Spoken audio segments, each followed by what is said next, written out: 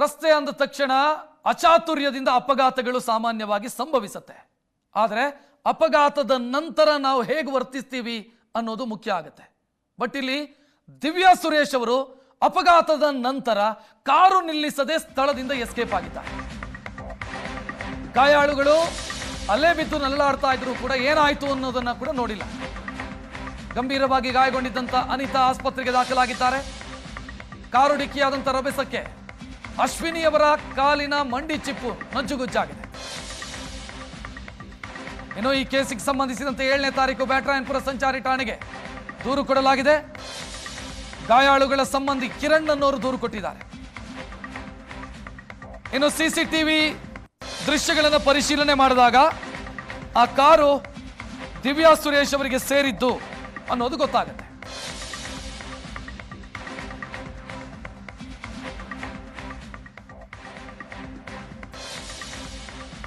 Byatarayanapura station limit ಅಲ್ಲಿ ಸಂಚಾರಿ ಠಾಣಾ ಲಿಮಿಟ್ ಅಲ್ಲಿ ನಡೆದಿರುವಂತಹ ಅಪಘಾತ ಇದು. 4ನೇ ತಾರೀಕು 7ನೇ ತಾರೀಕು ದೂರು ಕೊಟ್ಟಿದ್ದಾರೆ. ಗಾಯಾಳುಗಳು ಬಂದು ಅಥವಾ ಗಾಯಾಳುವಿನ ಸಂಬಂಧಿ ಬಂದು ದೂರು ಕೊಟ್ಟಿದ್ದಾರೆ. ಕಿರಣ್ ಎಂಬುವರು ದೂರು ಕೊಟ್ಟಿದ್ದಾರೆ. ಅನಿತಾ ಮತ್ತು ಅಶ್ವಿನಿ ಇಬ್ಬರಿಗೂ ಕೂಡ ಗಾಯ ಆಗಿದೆ. ಅದರಲ್ಲಿ ಅಶ್ವಿನಿ ಅವರಿಗೆ ಗಂಭೀರ ಸ್ವರೂಪದ ಗಾಯ ಆಗಿದೆ. ಆಸ್ಪತ್ರೆಯಲ್ಲಿ ಚಿಕಿತ್ಸೆಯನ್ನು ಪಡಿತಾ ಇದ್ದಾರೆ. ಅವರ ಕಾಲಿನ ಮಂಡಿ ಭಾಗಕ್ಕೆ ಗಾಯಗಳಾಗಿರೋದು, ಚಿಪ್ಪು ನಜ್ಜುಗುಜ್ಜಾಗಿದೆ. ಆಸ್ಪತ್ರೆಯಲ್ಲಿ ಚಿಕಿತ್ಸೆಯನ್ನು ಪಡೆದಿದ್ದಾರೆ. ಇನ್ನು ಪೊಲೀಸರು ಪ್ರಕರಣ ದಾಖಲಿಸಿಕೊಂಡು ಸಿಸಿಟಿವಿ ಪರಿಶೀಲನೆ ಮಾಡಿದಾಗ ಕಾರು ಯಾರ್ದು ಅನ್ನೋದು ಗೊತ್ತಾಗಿದೆ.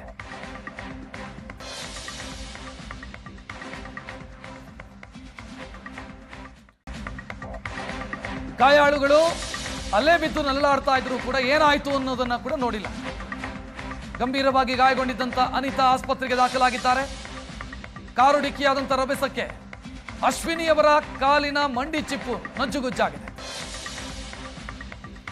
ಇನ್ನು ಈ ಕೇಸಿಗೆ ಸಂಬಂಧಿಸಿದಂತೆ 7ನೇ ತಾರೀಕು ಬ್ಯಾಟರಾಯನಪುರ ಸಂಚಾರಿ ಠಾಣೆಗೆ ದೂರು ಕೊಡಲಾಗಿದೆ.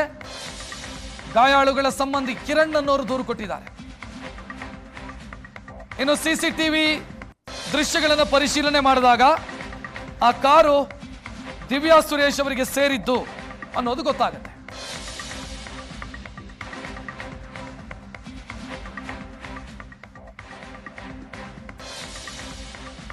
ಬ್ಯಾಟರಾಯನಪುರ ಸ್ಟೇಷನ್ ಲಿಮಿಟ್ ಅಲ್ಲಿ ಸಂಚಾರಿ ಠಾಣಾ ಲಿಮಿಟ್ ಅಲ್ಲಿ ನಡೆದಿರುವಂತಹ ಅಪಘಾತ ಇದು. 4ನೇ ತಾರೀಕು 7ನೇ ತಾರೀಕು ದೂರು ಕೊಟ್ಟಿದ್ದಾರೆ. ಗಾಯಾಳುಗಳು ಬಂದು ಅಥವಾ ಗಾಯಾಳುವಿನ ಸಂಬಂಧಿ ಬಂದು ದೂರು ಕೊಟ್ಟಿದ್ದಾರೆ. ಕಿರಣ್ ಎಂಬುವರು ದೂರು ಕೊಟ್ಟಿದ್ದಾರೆ. ಅನಿತಾ ಮತ್ತು ಅಶ್ವಿನಿ ಇಬ್ಬರಿಗೂ ಕೂಡ ಗಾಯ ಆಗಿದೆ. ಅದರಲ್ಲಿ ಅಶ್ವಿನಿ ಅವರಿಗೆ ಗಂಭೀರ ಸ್ವರೂಪದ ಗಾಯ ಆಗಿದೆ.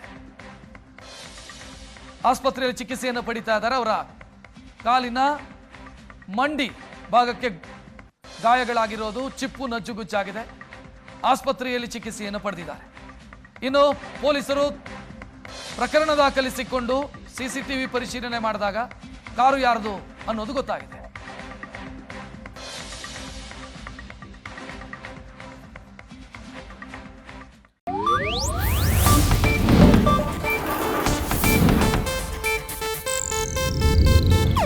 ಇದು ಏಷ್ಯಾನೆಟ್ ನ್ಯೂಸ್ ನೆಟ್ವರ್ಕ್ ಪ್ರಸ್ತುತಿ.